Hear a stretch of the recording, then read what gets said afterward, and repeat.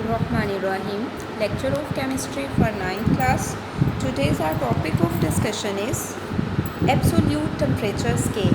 So we need to know that what is absolute temperature scale. So the Lord Kelvin introduced the absolute temperature scale, and it is also called as the Kelvin scale. This scale of temperature start from 0 Kelvin or minus 273.15 degree centigrade, which is given the name of absolute zero, and it is the temperature at which an ideal gas would have zero volume. It is the temperature at which an ideal gas would have zero volume. And if you want to convert the degree Celsius temperature into the Kelvin temperature, so you add plus 273 into the degree Celsius temperature.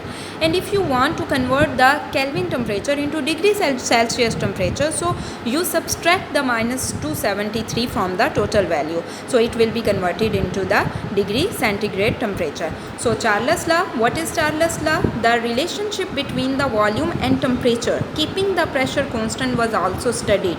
French scientist J. Charles in 1787 presented a law that is called as Charles' law. And what is Charles' law? The volume of a given mass of a gas is directly proportional to its temperature when pressure remains constant. This is called as the Charles' law.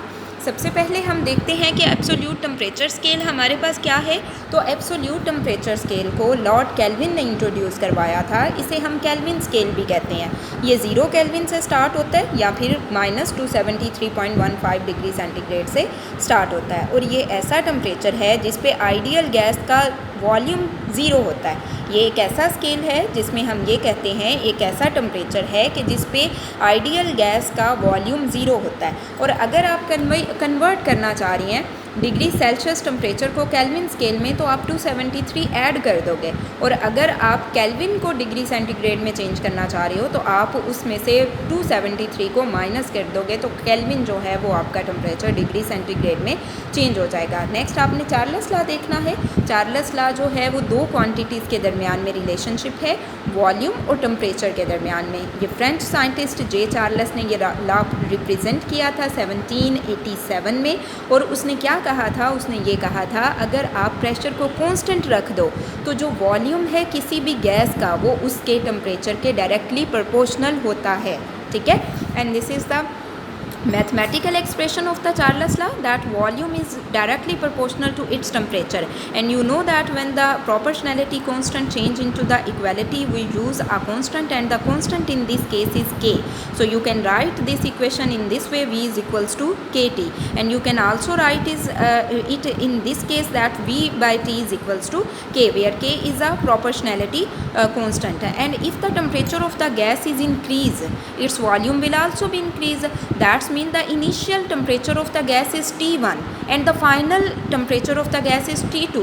So its volume will also increases from V1 to V2. And the equation for this situation can be write as V1 by T1 is equals to K and V2 by T2 is equals to K. So you can equate both these equations in the following way: V1 by T1 is equals to V2 by T2.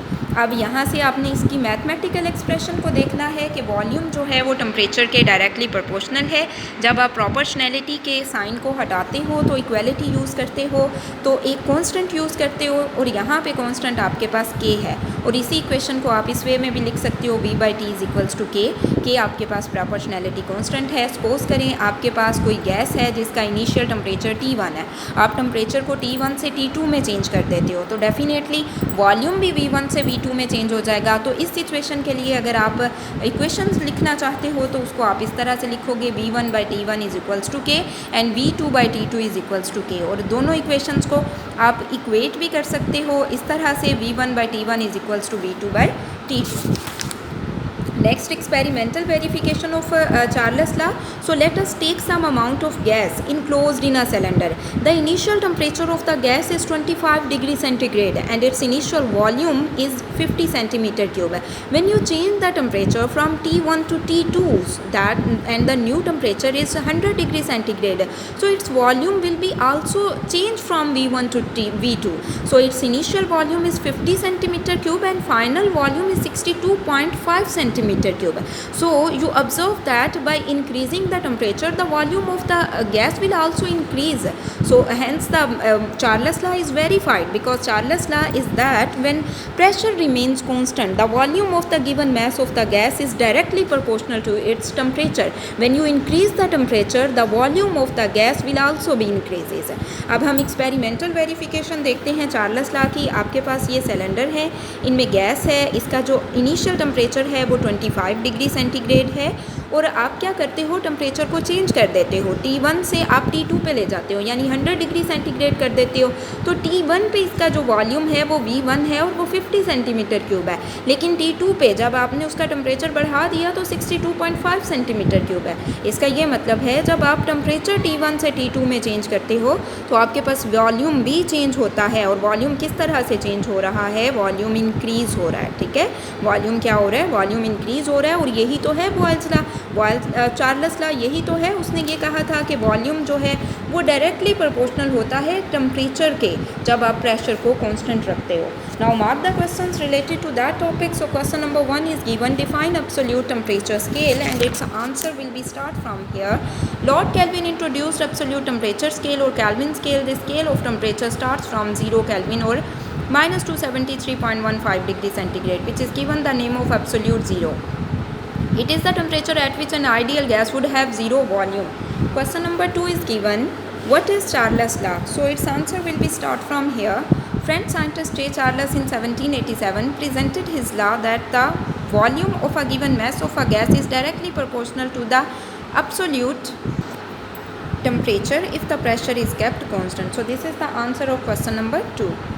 अब Urdu medium वाले students question mark कर लीजिए। Absolute temperature scale की तारीफ़ करें तो इसका answer आपके पास यहाँ से यहाँ तक है। लॉर्ड कैल्विन ने एब्सोल्यूट टेम्परेचर स्केल या कैल्विन स्केल को मुतारिफ़ करवाया। टेम्परेचर का ये स्केल 0 या -273.15 डिग्री सेंटीग्रेड से शुरू होता है, जिसे एब्सोल्यूट ज़ीरो का नाम दिया गया। ये वो टेम्परेचर है जिस पर आइडियल गैस का वॉल्यूम ज़ीरो होगा। क्वेश्चन नंबर 2 है, चार्ल्स लॉ क्या है? तो इसका आंसर आपके पास यहाँ से यहाँ तक है। 1787 में फ्रांस के साइंसदान जे चार्ल्स ने अपना कानून पेश किया, जिसके मुताबिक अगर प्रेशर को कांस्टेंट रखा जाए तो गैस के दिए हुए मैस का वॉल्यूम और टेम्परेचर एक दूसरे के डायरेक्टली प्रोपोर्शनल होते हैं। तो ये आपके पास क्वेश्चन नंबर 2 का आंसर है।